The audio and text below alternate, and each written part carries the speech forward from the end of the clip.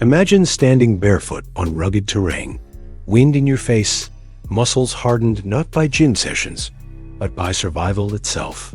You're carrying twice your body weight across miles of wild, untamed land, not for sport, but because if you don't, your tribe doesn't eat tonight. Now ask yourself, could you survive one day in the body of an ancient human?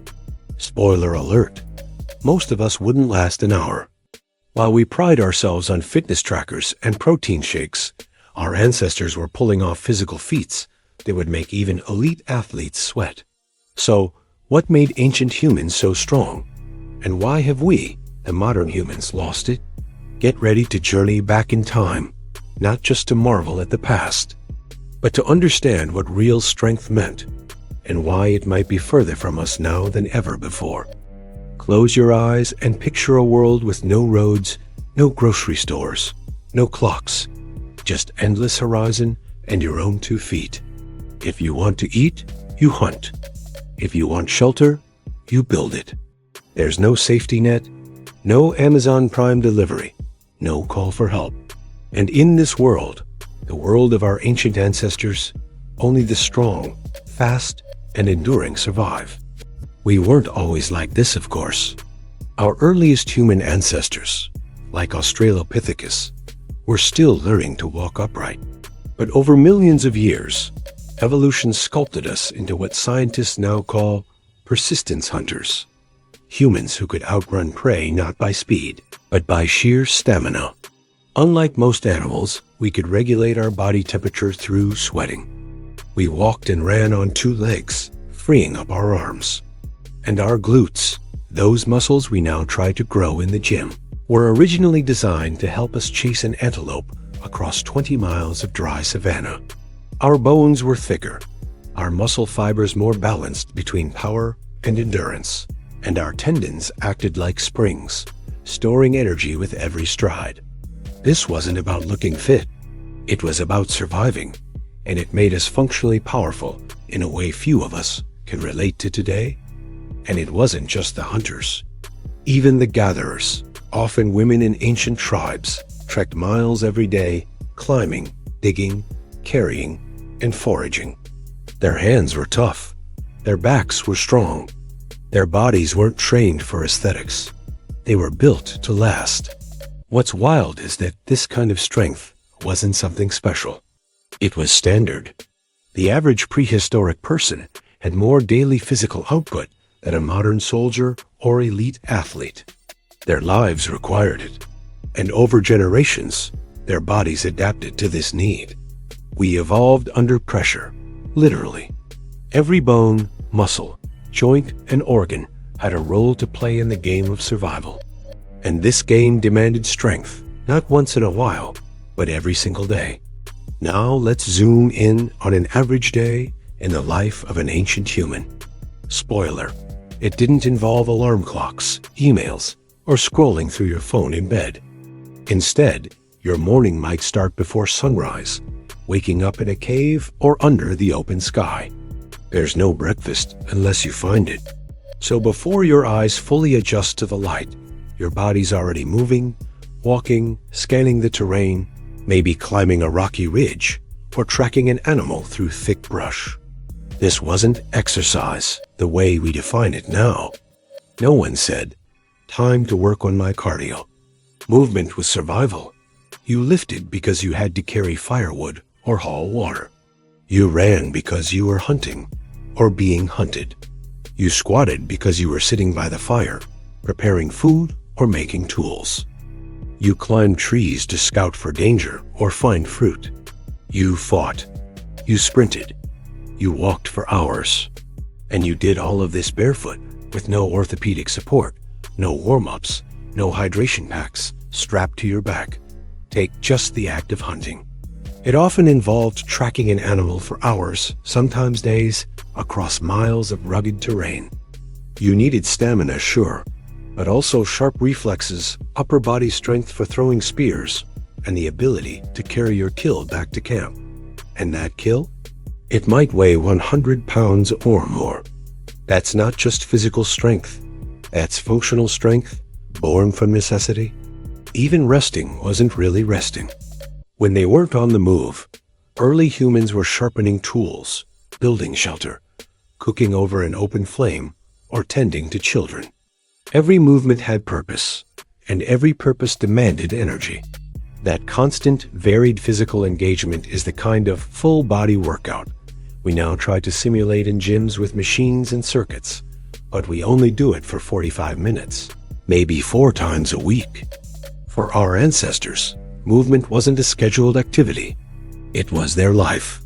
And over time, their bodies became machines of efficiency, able to endure fatigue, heal quickly, and operate at a level we now consider exceptional. But back then, it was just normal. Strength for ancient humans wasn't optional. It wasn't about looking good in a mirror or chasing a personal best in the gym. It was about staying alive. Everything, from the structure of their bodies to the rhythm of their days, was designed around survival. And that meant being strong in ways we've mostly forgotten. Think about it. If you couldn't climb, you might not escape a predator. If you couldn't lift, you couldn't build shelter or carry food. If you lacked endurance, you'd fall behind on a hunt. And if you couldn't fight off a rival tribe or defend your family, well, you just didn't last. These weren't moments of heroism. They were daily realities. And those realities shaped the human body, not over a few years, but over tens of thousands. What's fascinating is that these ancient humans didn't train to get strong. They got strong from training life itself. Their bodies were constantly adapting to the demands placed on them, demands that modern life has all but erased. Today, we use elevators instead of stairs, cars instead of walking, and food appears at our doorstep with a few taps on a screen. We're outsourcing effort, and in doing so, we're losing a part of what made us human. Anthropologists have even studied the bones of early humans and found something remarkable. Their skeletons were denser, their joints more robust, their muscles more balanced.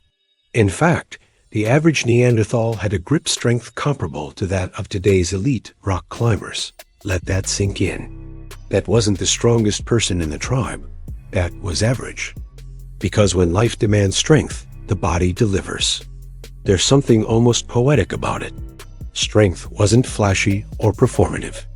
It was integrated into every movement, every breath, every choice. These people didn't work out. They worked.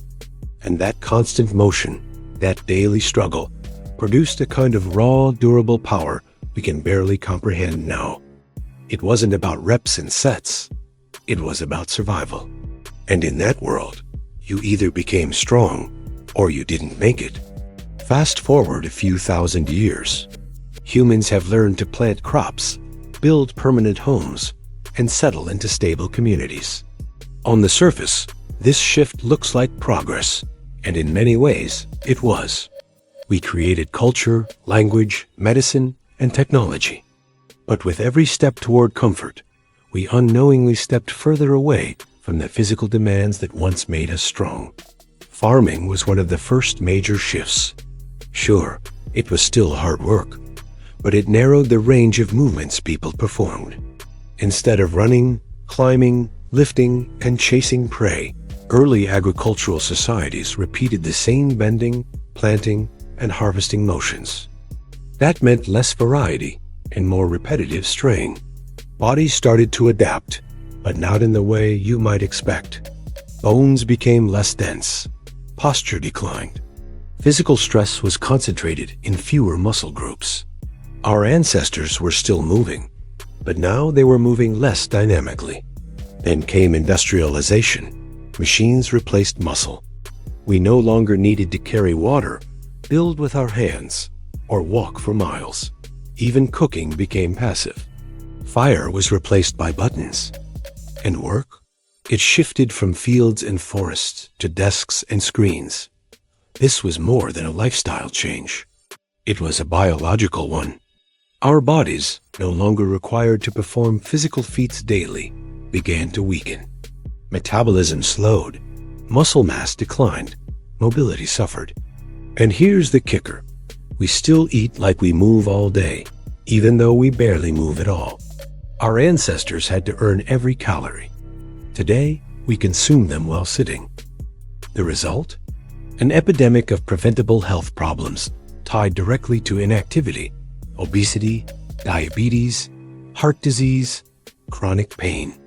We've built a world of convenience, and it's quietly robbing us of the resilience we once relied on. It's ironic. In chasing a more comfortable life, we've designed one that barely challenges our bodies.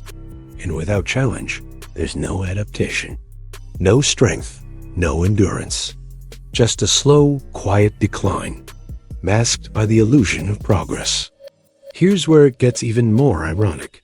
As our lives became easier, we invented exercise to replace the natural movement we lost. Gyms popped up, fitness programs exploded, and suddenly we started paying money to move. But here's the uncomfortable truth. Most modern fitness routines are a poor substitute for the raw, adaptive strength our ancestors developed just by living. Think about it. Running on a treadmill in air conditioning isn't the same as sprinting through a forest barefoot, dodging rocks and roots. Lifting weights in sets of 10 doesn't mimic hoisting a hunted animal over your shoulder and carrying it for miles. Even our functional training doesn't always mirror the chaotic, unpredictable challenges of real survival. That's because ancient strength wasn't just about muscle. It was about adaptability, resilience, and mental grit. Their training was built into every moment of their lives, often under stress, often with consequences if they failed. Today's fitness industry loves to sell aesthetics. ABC biceps, six-pack challenges, but none of that meant much to ancient humans. You could have looked lean and strong and still been useless if you didn't have endurance, coordination, or toughness. And while some people do train with intensity, athletes, special forces, serious lifters, most of us are far removed from anything resembling our ancestral strength. Even worse, we compartmentalize fitness. 30 minutes here, an hour there, then it's back to sitting for the other 23 hours of the day. That's like tossing a bucket of water on a forest fire and calling it progress. Movement used to be constant, woven into every part of the day. The result? Bodies that were not only stronger, but more durable, more injury-resistant, more in tune with the environment around them. We've confused fitness with performance and health with image. We chase personal records in the gym, but struggle to carry groceries up the stairs. Meanwhile, our ancestors didn't have personal trainers or pre-workout drinks. They had life. And that was more than enough to make them stronger than most of us will ever be. So here's the big question. Can we ever get that ancient strength back? Is it possible to reclaim even a fraction of the raw physical capability our ancestors once had? The short answer is, maybe. But it won't come from a gym membership alone. It starts with rethinking how we live, not just how we train. In recent years, there's been a surge of interest in primal or ancestral movement. Barefoot running, for example, mimics the way our ancestors moved for millions of years without cushioned soles or arch support. Cold exposure, like ice baths or winter swims, taps into our lost ability to regulate body temperature and build stress tolerance. Functional fitness programs, obstacle courses, natural movement training, they're all modern attempts to reconnect with what we've lost. But here's the hard part. You can't fully replicate the life of an ancient human by cherry-picking the cool parts. Doing a few kettlebell swings and then returning to a desk job doesn't make you primal. It's not just about movement, it's about integration. The real strength came from living in a constant state of physical engagement across a wide variety of tasks every day. That said, we can make changes that bring us closer. Walk more, climb things, carry heavy stuff, get uncomfortable, not just physically, but mentally. Turn off the climate control once in a while. Let your feet feel the ground. Choose stairs over elevators. Cook from scratch. Garden. Play. Engage your body like it's meant to be used, not just trained, but lived in. Because no, we might never match the strength of a hunter-gatherer who trekked 15 miles a day and wrestled wild animals to feed their family. But we can absolutely move in that direction. If we stop thinking of strength as something that happens in a gym and start seeing it as something that grows through everyday challenge. The truth is, ancient humans weren't strong because they trained hard. They were strong because they lived hard. And while we may never go back to that world, we can choose right now to stop drifting further away from it. So, what have we really lost? Not just strength, but connection to our bodies, to effort, and to the kind of living that forged humans into durable, adaptable, and fiercely capable beings. Our ancestors didn't measure fitness in steps or reps. They didn't count macros or track progress. They moved because they had to. They got stronger not for show, but for survival. And in doing so, they unlocked a kind of natural power most of us can begin to understand. A power we've slowly let go of in exchange for convenience. But here's the thing. We're still wired for that kind of strength. Deep in your muscles, your bones, your nervous system. It's still there. Dormant maybe, but not gone. Our biology hasn't changed that much. What's changed is the world around us. And while we may not be hunting mammoths or building fires under the stars, we can still tap into that primal version of ourselves. We just have to choose discomfort, choose movement, choose effort, even when it's easier not to. Maybe that means walking instead of driving, carrying groceries like it's a strength challenge, taking the stairs every time, or just playing outside with your kids like it matters, because it does. Little choices add up, and each one brings you closer to the kind of strength that I send, measured in pounds lifted or calories burned, but in the quiet confidence that you're capable, resilient, and ready for whatever comes. So ask yourself, not how do I look, but what can I do? What could you survive, endure, or overcome if you had to? If this made you think differently about strength, or reminded you of something you've always known deep down, go ahead and hit that subscribe button. Share this with someone who needs to hear it. And drop a comment. What is one way you're going to live just a little more like a human was meant to this week? Because ancient humans may have been stronger than you'll ever be. But who says you can't start closing the gap?